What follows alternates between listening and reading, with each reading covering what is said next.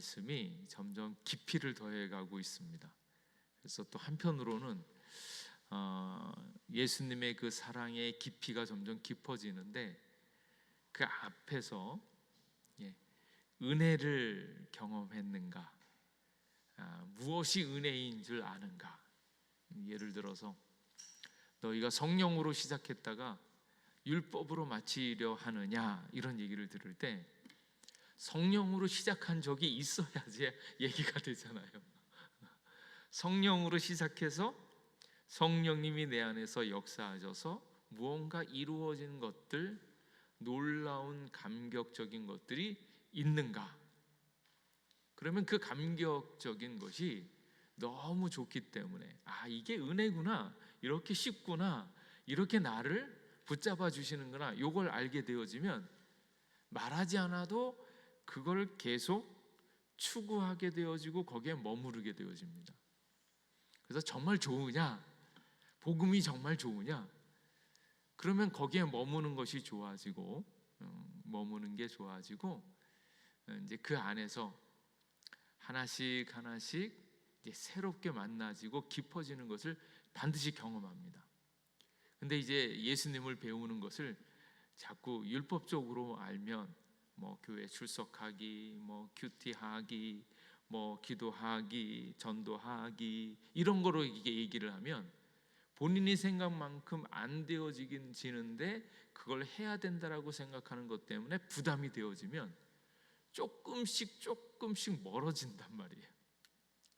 그래서 사실은 좀 천천히 가더라도 먼저 되어지는 것들은 성령으로 은혜를 받았는가, 교회 오는 게 좋고, 예수님 믿는 게 좋고, 말씀 보는 게 좋고, 그런 것들을 단계적으로 하나씩 해지면 나도 모르게 복음을 이렇게 완벽하게 구현하면서 전할 수 있는 사람으로 이렇게 점점 커가는 거죠. 그래서 먼저 복음을 아는가, 복음을 즐기고 있는가. 그래서 예수님 은혜 100배 누리기, 예수님 은혜 100배 누리기. 이제 그렇게 되어지면 나도 모르게 다 쉬워지면서 정말로 높은 지경에까지 쭉 인도함을 받습니다. 그러니까 예수님을 만날 때 기뻐하는 것 먼저, 즐거워하는 것 먼저, 이제 그러다가 주님이 너무너무 좋으니까 때로 어려운 일조차도 이렇게 뛰어넘어서 올 수 있는 거죠. 금요일 날 혼자서 지내면 얼마나 재미있고, 드라마는 안 하죠. 드라마 없죠. 다행스럽게. 근데 혼자서 놀면 얼마나 재미있는가. 근데 더 좋으신 예수님 때문에 그것을 과감하게 이렇게 내려놓을 수 있는, 그래서 예수님이 훨씬 더 좋다라는 것을 알면서 쭉 오는 겁니다. 그래서 지금 있는 이제 성령의 열매를 배우고 그 다음으로 쭉 넘어가는데, 이제 율법에 대한 문제가 계속 걸리죠. 그래서 율법을 해결하는 문제가 무엇인가 했을 때, 이제 율법을 해결하는 문제는 다른 데 있는 것이 아니라 성령을 따라 행하라, 그 말씀을 주시는 거예요. 그래서 육체로 율법 아래로 내려가지 않기 위해서는 성령을 쫓아 행하라, 성령을 따라 살아라, 이제 그 말씀을 합니다. 그래서 기독교에서 되어지는 많은 복음의 이야기들, 이제 율법적이고 이렇게 다 섞여져 있지만 그 일들이 이렇게 깊어지려고 할 때 거기에 무엇이 필요한가, 사랑이 있는가 하는 것을 꼭 보셔야 됩니다. 무슨 일을 하든지 거기에 사랑이 있는가 또는 기쁨이 있는가, 이걸 꼭 보셔야 돼요. 그래서 내가 이렇게 지금 주님 앞에 나와서 무언가를 하려고 할 때 이거를 내가 사랑해서 기뻐하면서 하고 있는가, 그것이 잃어버려지고 있다면 무엇 때문인가를 찬찬히 생각해 보셔야 됩니다. 그래서 사랑은 율법을 완성시킨다. 그리고 성령의 열매는 율법의 전폭적인 지지를 받는다. 그 성령의 열매는 결국 율법이 완벽하게 이루어지는 거거든요. 그러니까 지금 율법에 대한 문제들이 굉장히 많이 부딪히고 또 율법을 지켜야 된다 막 이러는데, 정작 율법을 이룰 수 있는 방법은 사랑으로 역사하는 믿음, 이렇게 성령의 인도함을 받아서 사랑으로 역사하는 믿음이 모든 것을 이룬다라고 이렇게 꼭 기억하셔야 됩니다. 그래서 지금 이제 성령으로 나아가면 육체에 대한 모든 것들을 이긴다.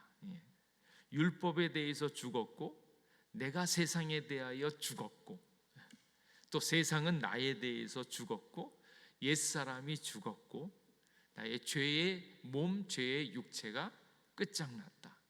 근데 그것은 성령을 쫓아 행하는 사람이다라는 거고요. 그 성령을 쫓아 행하면 무슨 일이 나타나는가? 오늘 그 위대한 선언이 24절에 나와 있어요. 그리스도 예수의 사람들은 육체와 함께 그 정욕과 탐심을 십자가에 못 박았느니라. 그래서 끝장난 게 있죠. 뭐가 끝장났어요? 육체가 끝났다. 외부적인 거, 세상적인 거, 이렇게 몸으로 나타내려고 했던 그 많은 일들이, 세상을 쫓아 행했던 그 세상적인 가치에 대한 것들을 육체로 이야기를 하는데, 악의 기운들, 악이 좋아하고 있었던 그 모든 가치들을 육체라고 얘기하면 그 육체가 끝장나고 죽었다. 근데 육체가 끝장나니까 거기에 뭐도 끝장이 납니까? 여기 있는 정욕과 탐심. 정욕과 탐심 그러면 굉장히 안 좋은 거잖아요. 왜 이렇게 정욕적이냐? 근데 실제 이제 원어적인 말을 이렇게 보면 정욕적이라는 말 자체가 굉장히 가치가 담긴 말로서 안 좋은 가치를 담고 있잖아요. 정욕이. 너는 왜 이렇게 정욕적이야? 이러면 굉장히 부끄럽게 만드는 얘기잖아요. 근데 이제 실제 얘기는 그게 뭔가 하면 강한 소욕들 있죠. 강한 욕망을 이야기할 때 그렇습니다. 그래서 요거를 잠깐 이게 중립적으로 뭔가 이렇게 싹 바꾸면 뭐래? 열정과 욕망, 이렇게 얘기하는 거예요. 선한 욕망도 있잖아요. 그리고 무슨 일이 있는가 막 열정을 품잖아요. 그런데 여기는 그들의 열정과 욕망을 십자가에 못 박았다라는 거예요. 그러니까 자기 자신 안에 있었던 자기의 무언가 뜨겁게 무언가 이루려고 했었던 그런 열정적인 것들, 육신의 열정적인 것들, 그리고 육신이 바라고 있었던 욕망들, 이것들을 십자가에 못 박았다, 이렇게 얘기해요. 그래서 이후로는 하나님에게 어울리는 새 생명으로 살아간다라는 것을 이렇게 이야기합니다. 이렇게 이야기한 데는 갈라디아 성도들이 어떻게 살았는가? 갈라디아 사람들은 육체를 따라 살았다는 거예요. 육체적 가치에 집착을 해가지고 그 육체를 다시 되살려서 삶의 근거로 삼는데, 육체로 말미암아서 율법을 완성시키려고 했다라는 거예요. 그래서 지금 복음을 따라가는 것이 아니라 할례나 여러 가지 종교적인 율법들을 이루려고 육체를 드러내서 육체에 기반하여서 더 좋은 것을 이루려고 했던 그 많은 일들이 지금 갈라디아 성도들의 문제였다라는, 그것을 딱 찝어서 이야기하는 겁니다. 육체를 따라서 살아가고 있었던 그 모습들이 왜 잘못되어졌는가 하는 것들을 잘 이야기해 주고 있다라는 거예요. 그러면서 이제 찌르는 거죠. 야, 너희들이 이전에 경험했었던 십자가의 은혜는 어디 갔냐? 언제 십자가의 은혜는 언제 잃어버리고 다시 육체로 돌아와서 너가 선하게 살려고 그러고 할례를 행하려고 하고 여러 가지 율법적인 일들을 자꾸 지키려고 하느냐?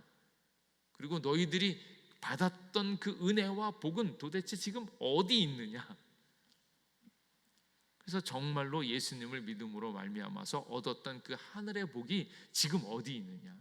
하늘에 속한 복은 다 잊어버리고 너가 너의 육신으로 열심을 품어서 무언가 하려고 하고 있는 그 모든 일들, 그게 정말로 하나님의 일이냐? 그래서 이전에 우리 갈라디아서 3장 3절 말씀에 있었던 것처럼 성령으로 시작했다가 이제는 육체로 마치려고 하느냐, 이제 그 말씀을 하는 거예요. 그래서 이제는 육체와 결별을 하고 성령의 인도함을 받는 삶을 살아라. 그래서 만일 우리가 성령으로 살면 또한 성령으로 행할지니, 너가 성령으로 살면 성령이 원하시는 것들을 실제로 삶으로 나타내야 된다. 그래서 여기서 살다라는 거죠. 살다. 옛날에 살다 이렇게 얘기를 하면 그 옛날에 유명했었던 그 에녹 있죠. 주와 함께 같이 걸어가는 거, 함께 걸어가는 거, 같이 더불어서 행진해 가는 거, 그게 바로 살아간다는 말이다라는 거예요. 그래서 성령으로 산다라는 것은 성령과 발을 맞추어서 행진하는 것, 행하다, 걷다, 대열에 맞추어서 같이 맞추어서 살아간다. 그러니까 혼자 살아가지 말고 항상 성령님께서 무엇을 원하시는지, 우리에게 어떤 마음과 어떻게 인도하시는지를 항상 살펴보고 그것대로 행해야 된다라는 거예요. 그랬을 때 우리는 예수 그리스도의 사람이고 예수 그리스도의 사람이 이루어야 되는 안정감이죠. 그 안정감은 우리의 정체성이 하나님의 아들이고 딸이다라고 하는 것에 흔들림이 없습니다. 그리고 그 정체성 안에서 같이 주와 함께 걸어가면서 어디로 가야 됩니까? 의의 소망, 장차 이루어질 하나님의 나라와 하나님의 나라에서 우리의 모습이 어떠해야 되는지, 어떻게 만들어져 가야 되는지, 그 미래적인 일들이 우리에게 이루어지는 거예요. 그래서 있는 모습 그대로 불렀지만 있는 모습 그대로 있는 것이 아니라 점점 주님을 닮아가고 주님 안에 거하면서 주님께서 원하시는 일들을 이루는 거예요. 그래서 뭐 가장 신앙적으로 뭐 높은 일이 뭐냐? 뭐 그러면 그런 거죠. 사랑하는 친구를 위해서 자기의 목숨을 버리는 것. 근데 그 안에 뭐가 있어요? 전도도 있고 다 있는 거예요. 그래서 자기 자신을 완벽하게 내어주면서 그를 진짜로 사랑하는 것, 그런 삶으로 가장 고상하고 가장 아름답고 복된 삶으로, 그 의의 소망으로 쭉 나아가는 삶을 살아가는 것, 성령으로 살면 성령으로 행할지니, 이렇게 얘기해요. 그래서 성령으로 같이 행할 때 우리가 잘 성령대로 행하고 있는가 이제 살펴볼 문제, 그 문제를 이렇게 이제 사도 바울이 바라보고 있는 관점에서 성령을 따라 살아가야 되는데 거기에 방해되는 것이 무엇이 있는가? 첫 번째가 헛된 영광을 구하지 말아라. 헛된 영광이야. 성도들이 헛된 영광을 구하고 있었다. 갈라디아 사람들이 헛된 영광을 구하고 있었다. 그 영광이 무엇이에요? 하나님 나라의 영광, 아버지의 영광, 주님을 만나서 함께 누리는 그 놀라운 영광인데, 그 영광을 바라는데 가치 없는 것을 바라고 있었다라는 거예요. 그게 세상적인 가치들, 육체적인 가치들을 여전히 구하고 있다. 그래서 헛된 영광, 다른 말로 하면 텅 빈 영광, 영광을 추구하는데 아무 영양가 없는 영광을 구하고 있었다는 거예요. 많은 사람들이 이와 같습니다. 세상적인 것들을 얻으려고 세상적인 가치에 의해서 그 가치가 대단한 것처럼 가지려고 하고, 또 가진 이들은 또 그게 제일인 것처럼 아주 교만스럽게 생각하는 거예요. 그래서 도대체 뻣뻣하다라고 얘기할 때 저 사람이 왜 뻣뻣합니까? 사랑으로 겸손해져서 다른 사람을 많이 섬겨서 뻣뻣한 사람이 있는가? 아니에요.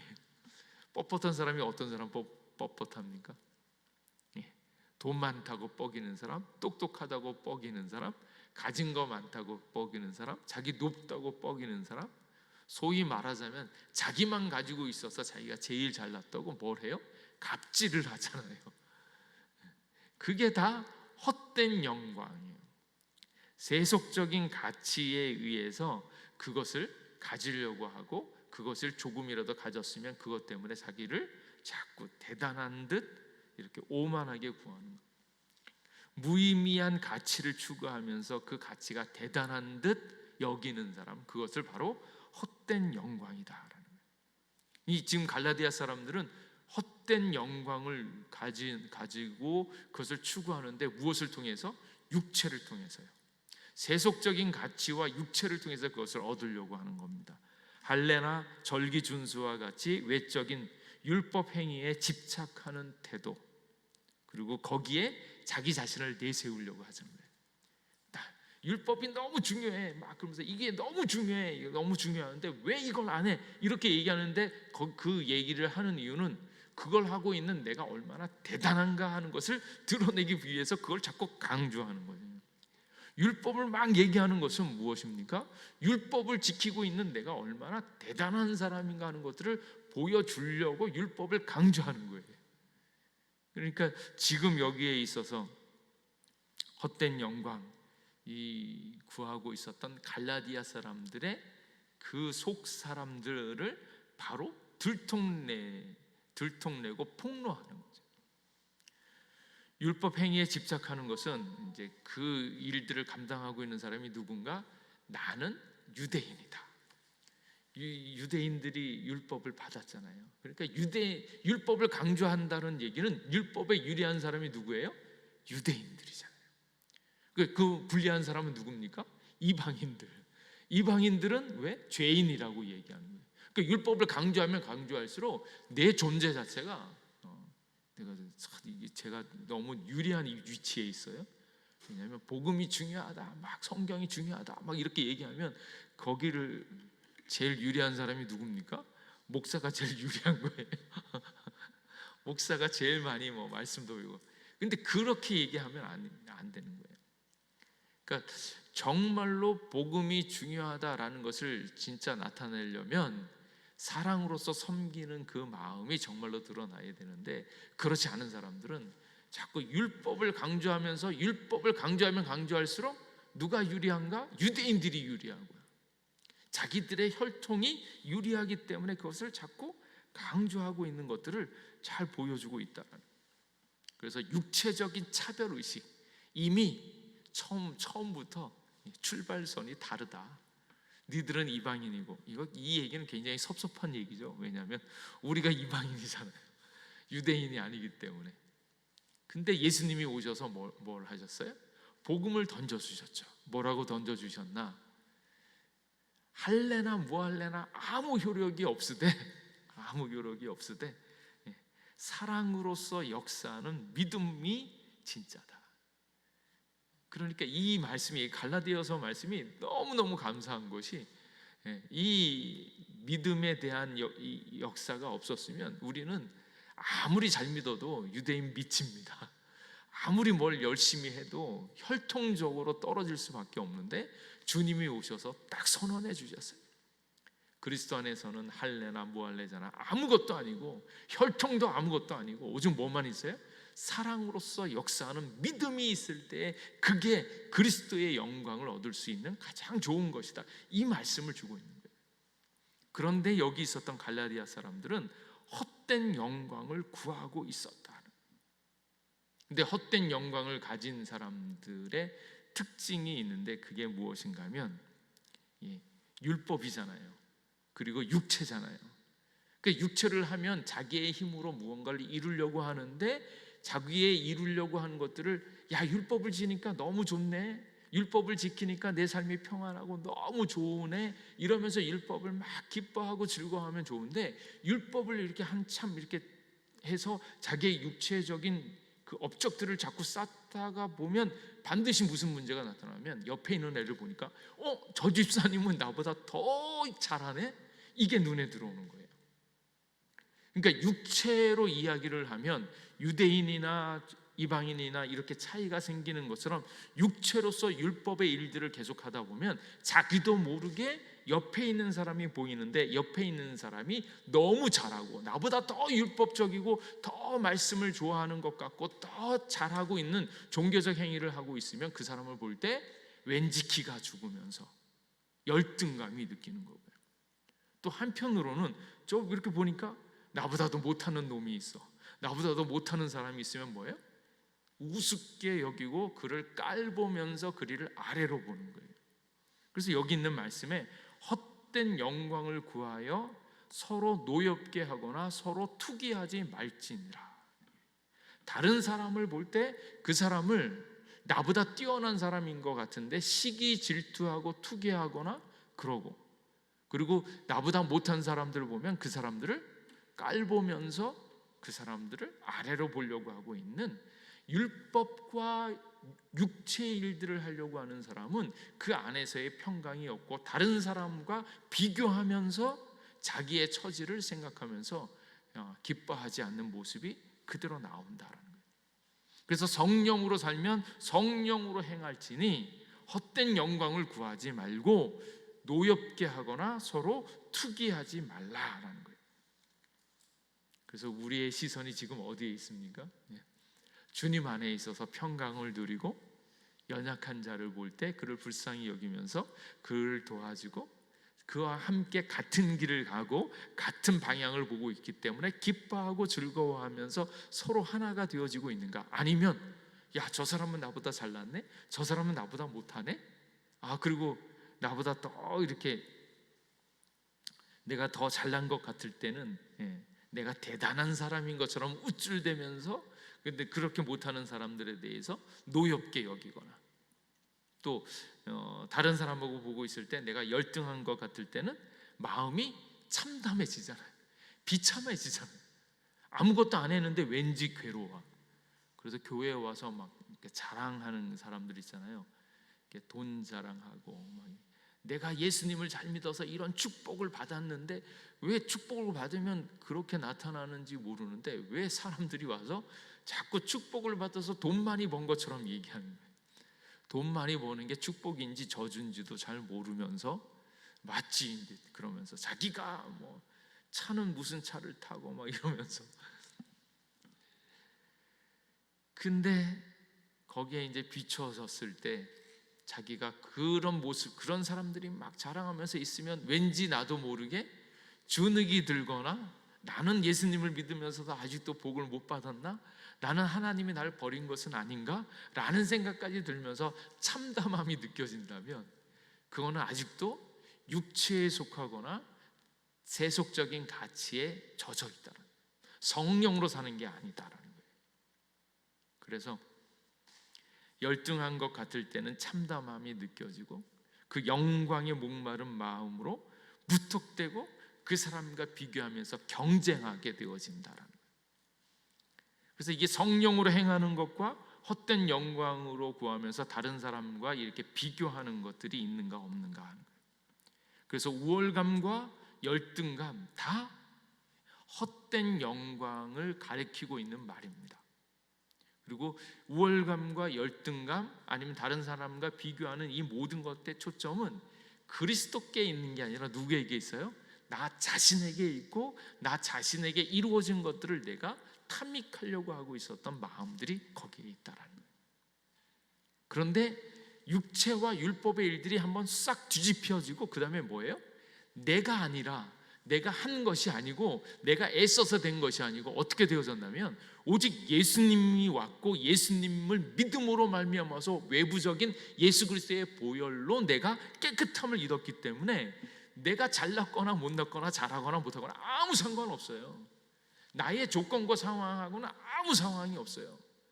키를 제가 봐도 거기서 1m 이상 2m 아래고 아무리 지가 크다고 얘기를 해도 하늘에 닿지 못하는 건 다 똑같고, 근데 하늘에 올라갈 수 있는 방법은 뭐예요?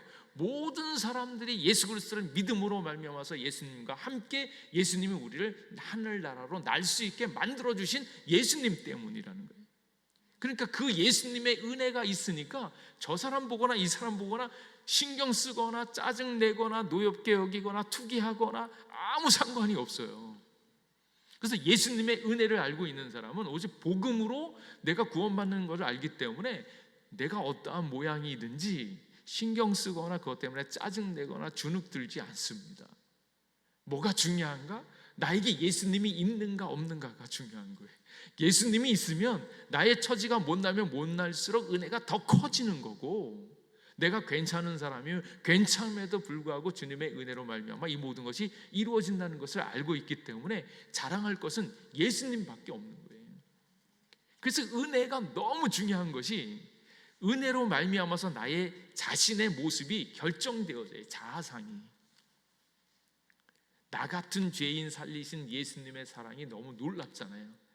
적어도 내가 아무리 못났고 아무리 부족해도 어떤 사람인가, 예수님이 나를 딱 선택하고 픽한 그런 존재라는 거예요.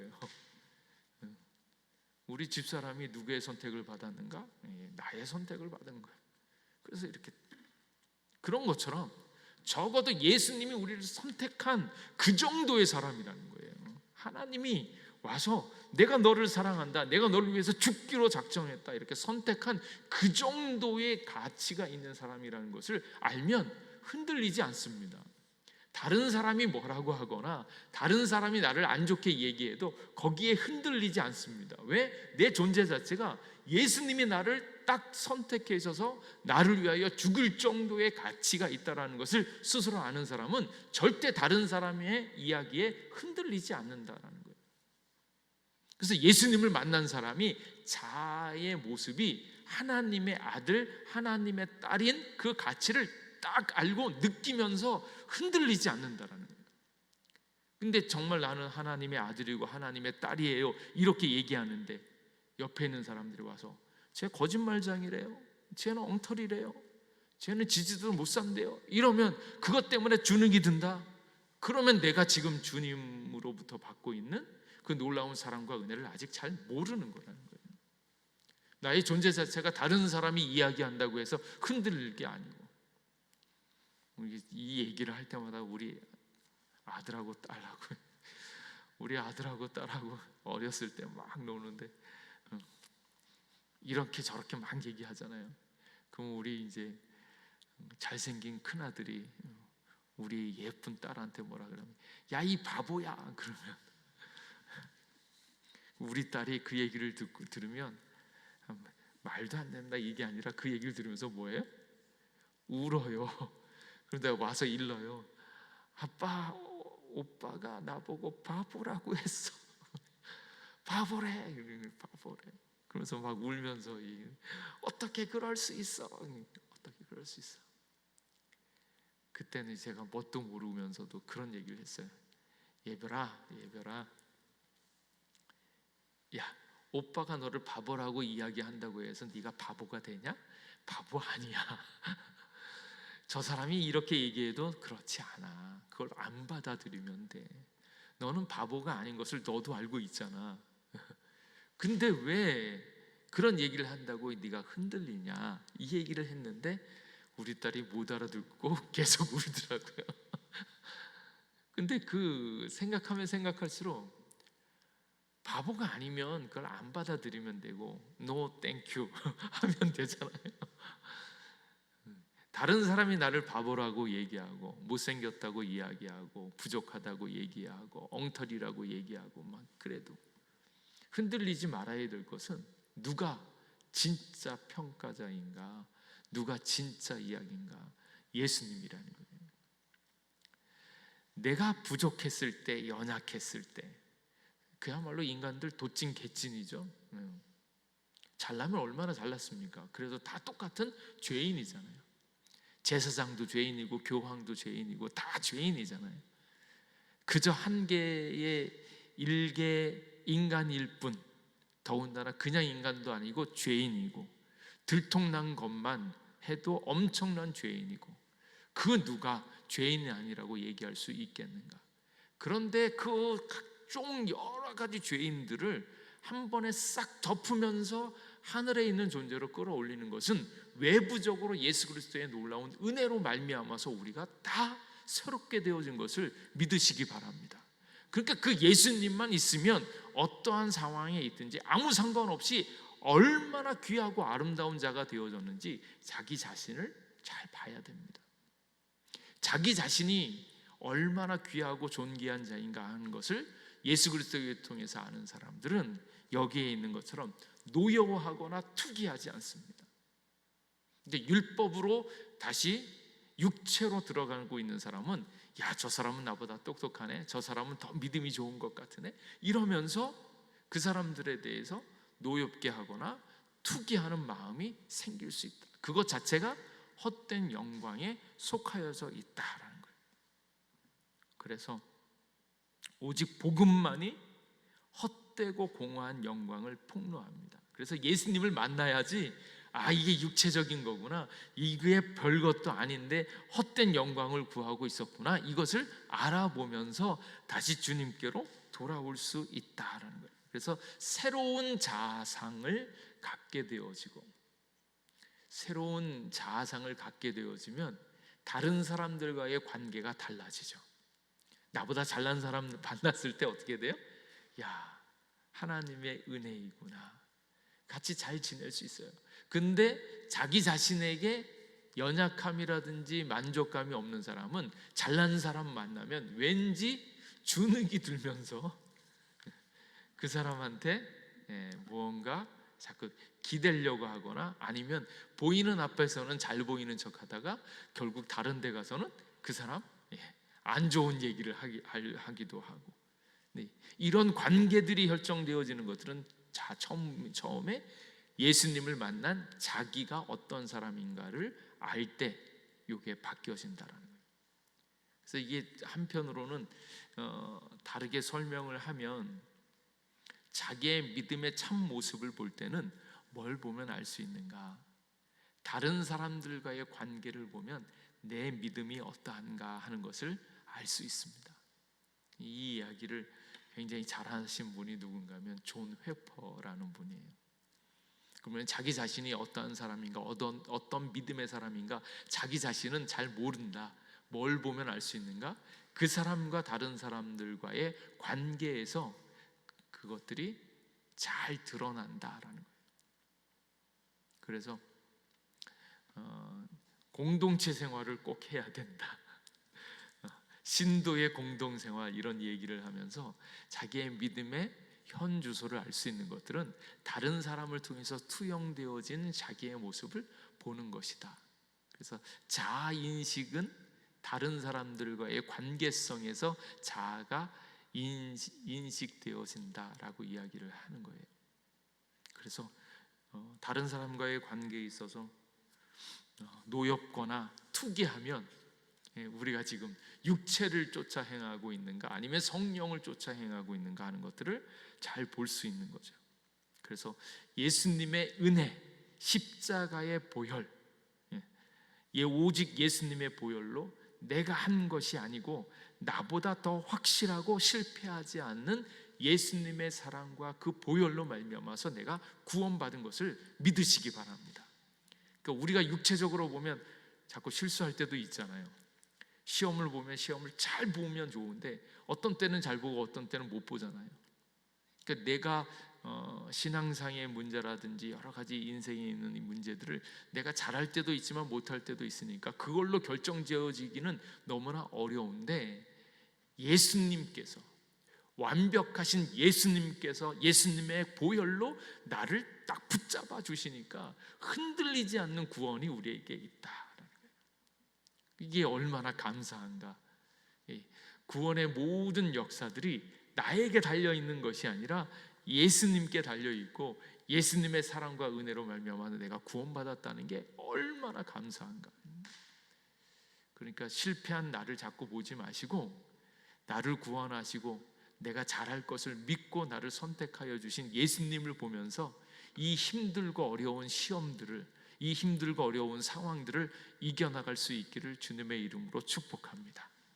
그래서 헛된 영광을 구하여 서로 노엽게 하거나 서로 투기하지 말지니라. 그러면서 이제 공동체의 관계에 대해서 이야기를 합니다.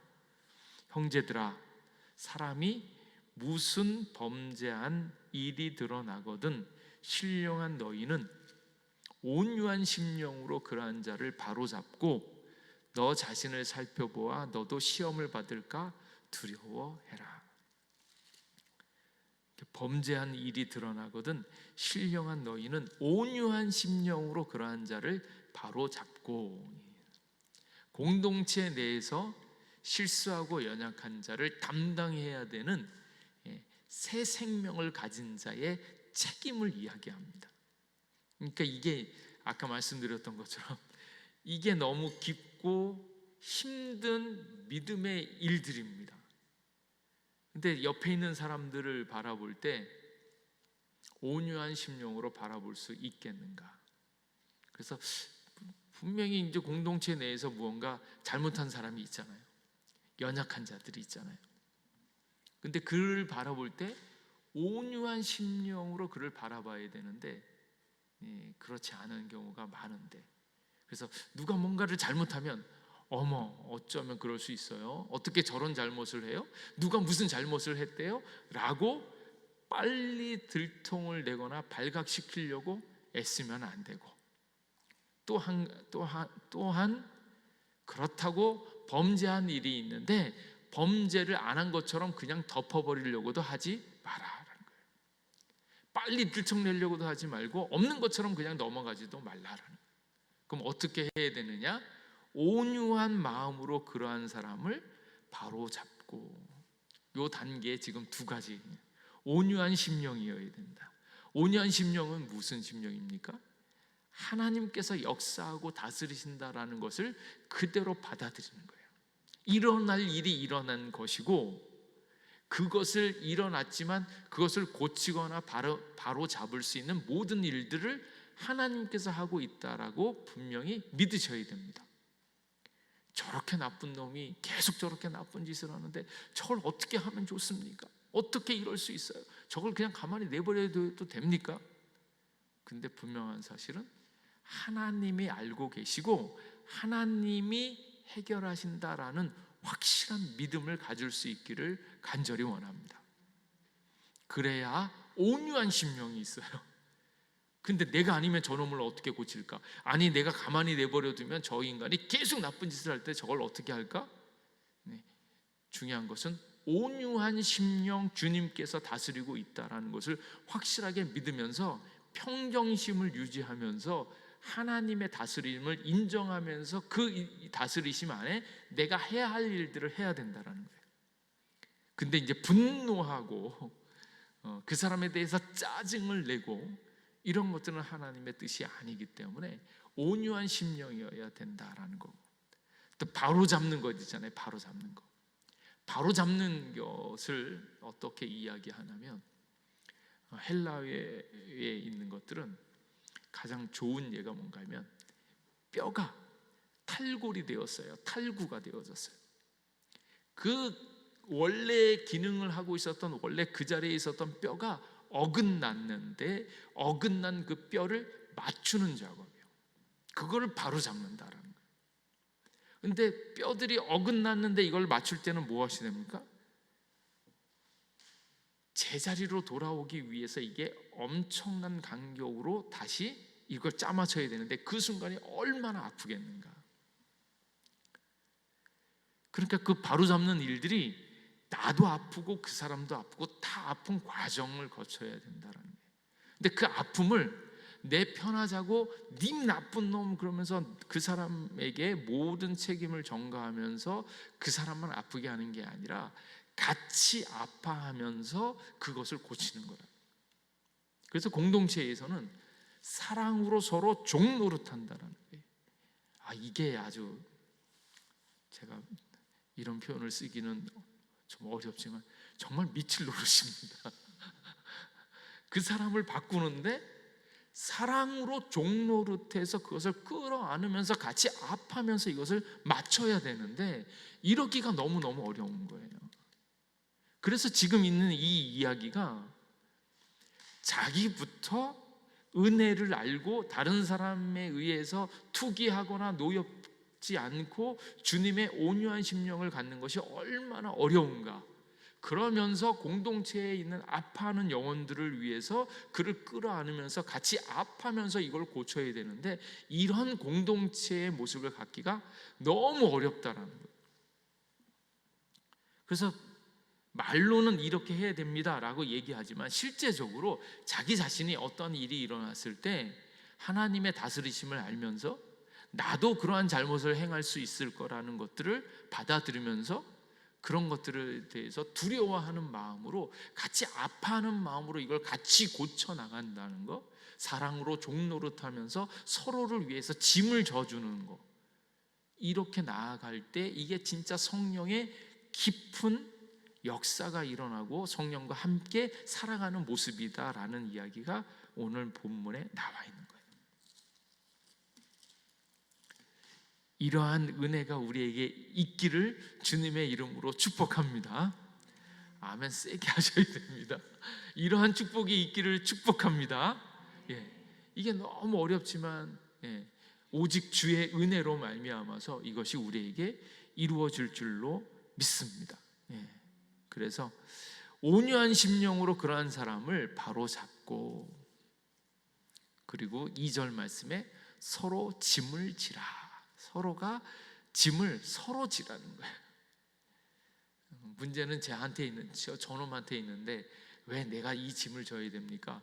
그렇지 않다라는 거예요.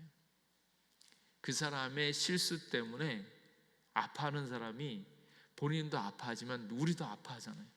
그러니까 첫 번째로는 내가 그 사람의 잘못, 그 사람들의 아픔 때문에 내가 타격을 잊지 말고 은혜를 지켜야 되는데, 그 은혜를 지키는 것이 일단 짐이에요. 제가 예수님 믿으면서 가장 힘들었던 부분이 바로 이런 부분입니다. 목사가 시험 들면 제발 세상에서 술 먹는 인간들 때문에 시험 들면 정말 좋겠어요. 근데 그렇지 않아요. 누구 때문에 시험 들어요? 교회 안에 있는 사람들 때문에. 그 잘생기고 유능하고 능력 있는 그 장로님들 때문에 목사가 시험 들고, 집사님 때문에 시험 들 때가 있고. 그러니까 이거는 문제는 어디 있냐면, 공동체 안에서 예수님을 믿고 있는 공동체 안에서 그 누군가 때문에 힘들어하고 있는 일들이 우리에게 자명하게 일어난다는 거예요. 근데 그것이 있었을 때 그것 때문에 내가 타격을 받거나, 그래서 제발 이렇게 누구 때문에 시험 들어서 교회 못 나오겠어요? 제정신이 아닌 거예요. 교회를 나와서 교회를 지켜야지 그 은혜를 지키는 거지. 누구 때문에 안 나오는데 교회를 안 나오면 이게 말이 교회하고 뭔 상관이 있어요? 그 사람은 그 사람이지. 그러니까 그 인간 때문에, 그 사람 때문에 나 자신의 신앙과 은혜를 지켜야 되는데, 그 사람이 잘못한 것 때문에 내 신앙이 무너지고 내가 시험에 들고 아파한다면 내 신앙이 온전한 신앙인가? 아니다라는 거예요. 육체로 말미암아서 시험 드는 것은 아니고, 육체가 아니라 오직 뭐라고요? 어떠한 인간이든 어떠한 죄인이든 예수 그리스도의 은혜로 말미암아서 이것이 해결되어진다라는 것을 아는 사람들, 은혜로 되어지는 거고 내가 아니라 밖에서 있는 예수 그리스도로 말미암아서 이루어지는 것을 아는 사람은 그 모든 조건과 상황에 의해서 흔들리지 않습니다. 그래서 믿음을 지키는 것, 은혜를 지키는 것, 그래서 그 짐을 서로 져야 된다는 거. 서로. 이게 어떻게 보면 좀 억울하죠? 못된 놈, 죄진 놈만 좀 짐을 져야 되는데 왜 우리는 열심히 살고 착실하게 사는 것 같은데 왜 짐을 져야 되는가? 일단은 그들로부터 나 자신의 신앙과 은혜를 지켜야 되는 짐을 져야 됨과 동시에 우리는 예수 그리스도를 믿는 한 공동체이기 때문에, 그리고 그들 또한 하나님의 다스리심 안에 있기 때문에 온유한 심령으로 그를 바로잡으면서 각각 짐을 져야 된다. 그래서 이 말씀이 너무 힘이 들고 너무 어려운 말씀이지만 오직 딱 하나, 예수 그리스도의 충만한 은혜로 말미암아서 이것이 되어질 줄로 믿습니다. 예수님의 은혜일 때 그 정말로 극악한 원수도 사랑스럽지 말입니다. 그게 가능해지는 게 오직 은혜라는 거예요. 은혜. 그 은혜를 모르면 어떻게 안 되어지는 거예요. 다시 주님 앞에 와서 은혜를 한정없이 부어주시는 그 놀라운 은혜, 나 같은 죄인 살리신 그 예수님의 은혜를 꼭 경험할 수 있기를 주님의 이름으로 축원합니다. 그 은혜를 경험했을 때 나머지가 쉬워져요. 근데 아직도 자기가 살아있고 자기 육체가 살아있고 내가 이만큼 잘했으니까 이만큼 인정받아야 된다라고 얘기를 하면 그것은 절대로 하나님의 그 원수까지 사랑하는 그 은혜를 경험하기가 어렵습니다. 그래서 오늘 있는 이 말씀, 온유한 심령으로 그러한 자를 바로잡고 그를 서로가 짐을 져라. 그리고 만일 누가 아무것도 되지 못하고 된 줄로 생각하면 스스로 속입니다. 이게 육체를 따라 행하고 있는 사람들의 특징이죠. 그래서 지금 있는 온유한 심령으로 공동체에 있는 사람들을 사랑하고 섬기고 고치는 이 일들을 잘하기 위해서 이제 먼저 해야 될 것, 자기 자신에 대한 일인데, 그 이야기가 세 가지로 이야기를 하면, 첫 번째가 자기 자신을 살펴봐라. 1절에 있는 말씀입니다. 신령한 너희는 온유한 심령으로 그러한 자를 바로잡고 너 자신을 살펴보아 너도 시험을 받을까 두려워해라. 너 자신을 주의 깊게 보라는 거예요. 은혜 가운데 있는가? 은혜를 경험했는가? 성령과 동행하고 있는가? 너 자신을 살펴보라는 얘기예요. 그 첫 번째로 자신을 살피라. 자기 자신을 볼 때 주시해서 보라는 거예요. 예수님 안에 있는가? 조심해라. 너도 시험을 받지 않을까? 은혜에서 떨어지면 시험을 받을 수밖에 없는 너의 위치를 생각해서 너 자신을 찬찬히 살펴라 라는 게 첫 번째고요. 두 번째는 4절 말씀에 각각 자기의 일을 살피라. 자기의 일을 살피라. 아까는 누구를 살피라고요? 자기를 살피라고 그랬죠. 지금은 자기의 일을 살피라 이렇게 얘기합니다. 여기서 살피다라는 말이 참 한글로 이제 번역되어져서 이제 살피다라고 이야기를 하는데, 아까 1절에 나왔던 너 자신을 살펴보다라고 이야기할 때 그 살피다라는 말은 헬라어가 달라요. 첫 번째는 스코폰이라는 말인데, 그게 아까 얘기한 것처럼 주시해서 경계하면서 자기 자신을 찬찬히 살펴보다라는 거예요. 주시하다, 주의하다, 경계하다라는 의미가 있고요. 여기에 있는 지금 4절에 있었던 자기의 일을 살피다 할 때 그 살피다라는 것은 도키마조라는 말로 증명하다, 그것이 정말로 확실히 그러한가 면밀히 살피다라는 뜻이 있어요. 그래서 이걸 어떻게 살피는가? 자신의 일들, 그 일에는 무엇이 있냐면 하나님이 나에게 허락한 은사와 시험이 있는데, 은사와 시험을 어떻게 잘 처리하고 그것을 어떻게 하나님의 은혜로 이어지고 있는가 하는 것을 증명해 보이라라는 거예요. 그래서 은사가 있으면 은사를 주님의 뜻대로 잘 쓰고 있는가라는 거고, 어떤 일이 있으면 그 시험을 어떻게 처리하고 있는지를, 자신의 일들을 면밀히 살펴보라는 거예요. 그것을 뭐 이렇게 다르게 보자면, 첫 번째는 자기 자신을 보라는 거고, 여기에는 자기 자신이 하나님의 은사와 시험에 대해서 어떻게 대응하고 있는가 하는 것들을 살펴보라는 그런 의미가 있어요. 그래서 우리의 반응을 평가해 봐라라는 거고요. 그리고 세 번째, 이제 자기에 대한 일들이 있는데, 세 번째는 5절 말씀에 보면 각각 자기의 짐을 질 것이다. 자기의 짐을 져야 되는, 자기 자신이 꼭 감당해야 되는 하나님께서 나에게 주신 그 일과 책임을 감당하는데, 무엇보다 은혜를 지키는 그 짐을 지는 거예요. 근데 이 짐이 예수 그리스도를 믿는 그 짐, 예수님께서 나에게 허락한 피할 수 없는 짐, 그 짐을 지라는 거예요. 근데 이 짐에 대한 이야기를 할 때 마치 무슨 얘기를 하는가 하면, 그 군인들이 지는 짐이 있잖아요. 군장이 아무리 무거워도 그 군장을 벗을 수가 없습니다. 왜냐하면 거기에는 뭐가 있어요?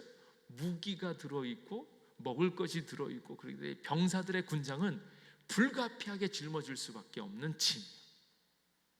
그래서 아까 있는 이 짐이라는 말도 사도 바울이 쓸 때 다른 말을 썼어요. 그러니까 너희가 짐을 서로 져주라라고, 서로의 짐을 져주다라고 했을 때 그 짐하고 지금 각각 자기의 짐을 질 거다라고 했을 때 그 짐이 말이 달라요. 첫 번째 있는 그 짐은 서로 다른 사람의 짐을 질다라고 이야기할 때 그 짐은 벗어 던질 수 있는 짐, 배낭 같은 거 있죠. 배낭이나 무거운 거, 그러니까 이렇게 짊어지다가 힘들면 내려놓을 수 있는 거, 앉아도 되는 거, 뭐 이런 짐이라면 각각 자기의 짐을 질 것이라고 이야기할 때 이 짐은 벗어 던질 수 없는, 특별히 하나님께서 나에게 허락한 그 짐을 져야 된다. 예를 들면 목사는 뭐예요? 목사는 말씀의 짐을 져야 되죠. 무슨 일이 있어도 말씀의 짐을 지는 거. 이 얘기를 할 때 선박이 있으면 선박에 화물을 싣잖아요. 이거는 지금 자기의 짐을 질 것이다라는 거예요. 선박이 화물을 던질 수가 없습니다. 이미 떠나가면 그것을 벗어 던질 수 없고 그냥 끌고 가야 되는 거고요. 또 한 가지 예는 뭔가 하면 엄마가 태아를 안고 있는 거 있잖아요. 이게 이제 짐으로 본 거예요. 근데 피할 수 없는 짐이다. 생명을 안고 있기 때문에 그 태아를 벗을 수 없는 그 짐, 이 짐을 여러분들이 각각 져야 된다는 거예요. 그래서 자기 스스로 하나님께서 벗어 던질 수 없는 나에게 허락한 그 짐들을 쭉 지고 가야 된다는 거예요. 그래서 덜어낼 수 없는 짐, 오직 하나님께서 그 은혜를 아는 성도들에게 맡긴 그 은혜, 그 책임, 그 짐을 스스로 져야 된다라는 거예요. 그래서 예수님을 믿기 때문에 불가피하게 갖게 되어지는 그 짐들을 잘 담당해야 된다, 그 말씀입니다. 그래서 이 말씀을 이렇게 보면 성령을 쫓아 행하는 것이 어떤 것인가? 육체를 따라서 하는 헛된 영광과 서로 노엽게 하거나 투기하는 거, 다른 사람들에 대해서 우월감을 갖거나 열등감을 갖는 세상의 가치를 쫓아 사는 것이 아니라 오직 예수 그리스도로 말미암아서 성령을 쫓아 행하되 그것들을 자기 자신의 놀라운 가치를 발견함과 동시에 다른 사람에게 그 은혜를 나누어주는 삶까지 연결되어지는 겁니다. 그래서 왜 나에게 이런 공동체의 짐을 줍니까? 왜 나한테 마음에 들지 않는 다른 사람을 줍니까? 근데 찬찬히 생각해 보면 그 사람, 그 공동체 때문에 나의 믿음의 모습을 다시 보는 겁니다. 나의 믿음의 모습이 어디까지인가? 멀쩡히 있는 사람들 때문에 시험 들고, 멀쩡히 있는 사람들 때문에 우월감을 가지고, 가만히 있는 사람들 때문에 열등감을 가지고 그것 때문에 노엽게 하거나 투기하고 있으면 내 믿음이 정말로 은혜로운 예수 그리스도의 보혈을 의지하고 있는가, 아니면 육체를 따라서 아직도 율법을 쫓아 행하고 있는 것은 아닌가 다시 점검해 봐야 된다라는 거예요. 그래서 예수 그리스도를 믿는 믿음 안에서 오직 은혜로 되어지는 이 놀라운 일들을 우리가 누리면서 자기 자신이 어떤 사람인가 하는 것들을 잊지 마시고 그 사랑과 은혜를 다른 사람들에게 나타내 보여줄 수 있기를 주님의 이름으로 축복합니다. 기도하겠습니다. 하나님, 오늘도 우리와 함께 해주셔서 감사합니다. 주님께서 우리를 택하여 주시고 죽기까지 사랑하신 그 놀라운 은혜를 알고 그 은혜 안에 푹 잠겨 사는 저희들 되게 하여 주시옵소서. 우리의 여러 가지 일들이 있습니다. 공동체가 있습니다. 여러 지체들이 있습니다. 그것 때문에 흔들거나 아파하지 말고 오직 온유한 심령으로 사랑하고 섬길 수 있는 저희들 되게 하여 주시옵고, 그러므로 주 예수 그리스도의 놀라운 은혜의 역사, 하나님 나라의 역사가 우리 가운데 잘 나타날 수 있도록 도와주시옵소서. 주님이 우리와 함께 계신 것에 감사드리옵고 예수님 이름으로 기도하옵나이다. 아멘.